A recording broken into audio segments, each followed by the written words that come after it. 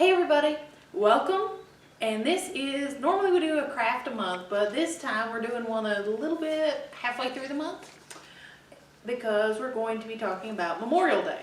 And Memorial Day this year is going to be falling on May 31st, which will be closed that day here at the library. But we'll already be getting our summer reading stuff started, so you can get this before the summer reading stuff starts. But a few little things, like here's a printable pinwheel that you'll need a straw. What else could you use for this? A stick? Anything like that. And then a little push pin or something to get it into that. There is a Memorial Day poem sheet that's got some red poppies down here, and I'm going to explain the red poppies in a minute because I actually, until I got to do a little bit of research about this, didn't really know anything special about red poppies.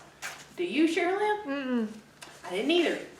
There is then a sheet that has got 2 Memorial Day poems, and that's why you can kind of get inspiration for that. And one of these is In Flanders Field by John McCrae. In Flanders Field, the poppies blow between the crosses, row on row, that mark our place, and in the sky the larks still bravely singing fly.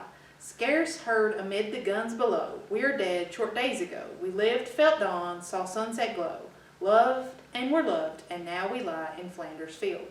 Take up our quarrel with the foe, to you from failing hands we throw. The torch be yours to hold it high. If ye break faith with us who die, we shall not sleep, though poppies grow in Flanders Field. This paper here tells you about poppies as a symbol of remembrance. It says during World War I, many battles took place in Europe, including northern France and Flanders, Belgium. In Flanders, the land was ruined by all the fighting that took place. However, in the spring of 1915, many poppy flowers began to grow. The poppy seed can lie on the ground for a long time without growing, but when it gets moved around, it starts to grow. There were many poppy seeds on the war fields, and when the fighting moved them around, they started to grow right on the battlefield. Inspired by these poppies growing, Lieutenant Colonel John McCrae, a Canadian surgeon on the battlefield, wrote the poem In Flanders Field, which you have that poem. In 1918, right before the end of the war, Mona Michael, inspired by In Flanders Field, wrote her own poem called We Shall Keep the Faith. You also have that one. She spread the use of wearing poppies and became known as the Poppy Lady. After the war, people started making felt poppies and wore them as pins on their clothes to remember those who died and to raise money to help rebuild what was torn down during the war and support veterans who survived. In 1920, the American Legion adopted the poppy as their official flower to remember all the soldiers who fought and died during the war. They also made National Poppy Day, which occurs the Friday before Memorial Day. People still wear poppies every year in America on Memorial Day, the last Monday in May, to remember those who died in service to our country. In our other allied countries, people wear the symbol of remembrance in autumn for Remembrance Day, which is Veterans Day in America.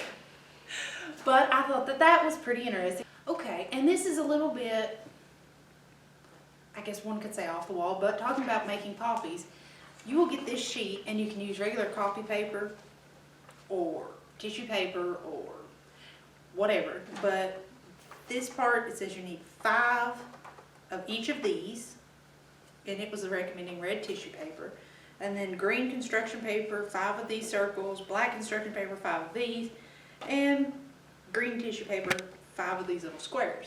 But that is actually totally up to you, whatever you want to use for that. Just be creative, have fun. If you just want to do construction paper, colored cardstock, tissue paper, poster board, color it, fabric, whatever. That's up to you. Just be creative. But Memorial Day, I know a lot of times what I've been familiar with Memorial Day is as just to remember your loved ones that have already passed on, and to go, there is one of these papers that also mentions Memorial Day being also called Decoration Day, which I'm familiar with that. You probably are too. But you can also give special, I'm trying to think of the word I'm trying to think of. You can also especially think of this year of the veterans and the ones that have died for our country and for us to have the freedoms that we get, and just kind of enjoy that. And this might spark you into researching more or coming up with something else on your own. So that's all for today, and you can pick this up anytime here at the library, and you can give us a call at 606-348-8565. Bye.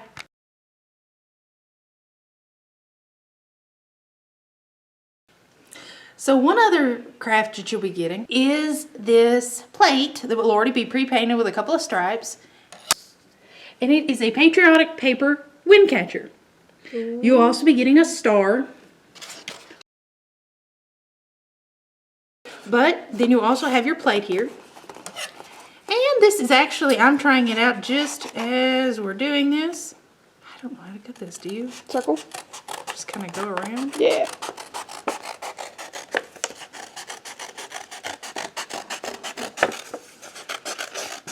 And just gradually get smaller as you go. And yours might turn out better than this. You can learn from my mistakes. We'll try.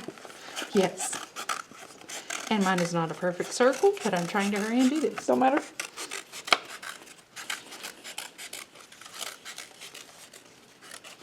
But it will give you guys the gist of it. Ooh. And you can, probably the best way to do it would be put your, like a hole punch right there. You can punch it through with a pair of scissors. But if you do, be careful because these are sharp and I don't want to be held responsible for you harming yourself.